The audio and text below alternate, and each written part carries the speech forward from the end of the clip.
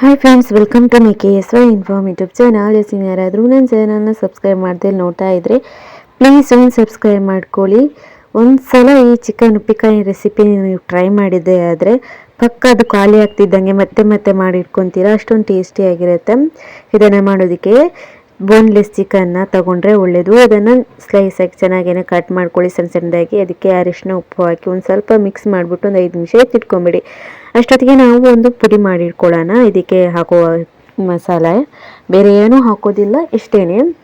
ಇದಕ್ಕೆ ನಾವು ಫ್ರೈಂಗ್ ಪ್ಯಾನ್ಗೆ ನಾವು ಎಣ್ಣೆ ಏನು ಹಾಕೋದು ಬೇಡ. ಹಾಗೇನೆ 1-2 ಟೀ ಸ್ಪೂನ್ ಆಗುವಷ್ಟು ಧನ್ಯಕಾಳು, ಹಾಗೆ 1 ಟೀ ಸ್ಪೂನ್ ಆಗುವಷ್ಟು ಸಾಸಿವೆ, 1 ಟೀ ಸ್ಪೂನ್ ಆಗುವಷ್ಟು ಜೀರಿಗೆ, ಹಾಗೆ 1-2 ತುಂಡು ಚಕ್ಕೆ, ಹಾಗೆ 1-2 ತುಂಡು ಲವಂಗ, 1-2 ತುಂಡು ಏಲಕ್ಕಿ, ಇಷ್ಟನ್ನು ಹಾಕಿಕೊಂಡು ಚೆನ್ನಾಗೇ ಫ್ರೈ ಮಾಡ್ಕೊಬೇಕು. ಜೊತೆಗೆ ಮೆಂತ್ಯನೂ 1 ಟೀ ಸ್ಪೂನ್ ಆಗುವಷ್ಟು ಸೇರಿಸ್ಕೊಬೇಕು.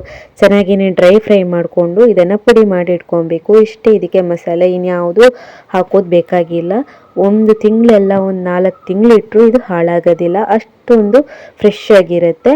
ಮತ್ತು ನಾವು ಎಣ್ಣೆನ ಕಾಯೋದಕ್ಕೆ ಇಟ್ಬಿಟ್ಟು ಅದಕ್ಕೆ ನಾವು ಡೈರೆಕ್ಟಾಗಿ ಚಿಕನ್ನ ಹಾಕ್ಬಿಟ್ಟು ಚೆನ್ನಾಗೇ ಅದನ್ನು ಫ್ರೈ ಮಾಡ್ಕೊಬೇಕು.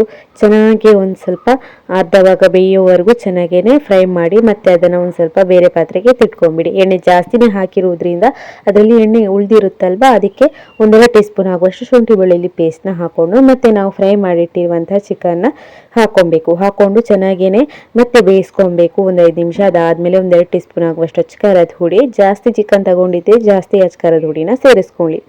ಅದಾದಮೇಲೆ ಮೇಲ್ಗಡೆ ರುಚಿಗೆ ಬೇಕಾದಷ್ಟು ಮತ್ತೆ ಉಪ್ಪನ್ನ ಸೇರಿಸ್ಕೊಳ್ಳಿ. ಉಪ್ಪು ಜಾಸ್ತಿ ಇದ್ದರೂ ಏನೂ ಆಗೋದಿಲ್ಲ, ಅದು ಯಾಕಂದರೆ ಹಾಳಾಗಬಾರ್ದು ಅಂತ. ಅದಾದಮೇಲೆ ನಾವು ಆವಾಗಲೇ ಪುಡಿ ಮಾಡಿಟ್ಕೊಂಡಿರುವ ಮಸಾಲಾನ ಸೇರಿಸ್ಬಿಟ್ಟು ನೀಟಾಗಿ ಮಿಕ್ಸ್ ಮಾಡಿಕೊಂಡು ಚೆನ್ನಾಗಿ ಒಂದು 10 to 15 ಮಿನಿಟ್ಸ್ ಹಾಗೇನೆ ಅದರಲ್ಲಿ ಫ್ರೈ ಮಾಡ್ಕೊಳ್ಳಿ ಎಣ್ಣೆನಲ್ಲೇ. ಬೇರೆ ಯಾವುದೂ ನೀರು ಹಾಕೋದು ಬೇಡ, ಇಷ್ಟೇ ಸಾಕು. ತಣ್ಣಗಾದ್ಮೇಲೆ ಗ್ಲಾಸ್ ಜಾರ್ನಲ್ಲಿ ಹಾಕಿ ಇಟ್ಕೊಳ್ಳಿ, ಎಷ್ಟು ದಿನದಿದ್ರೂ ಹಾಳಾಗಲ್ಲ.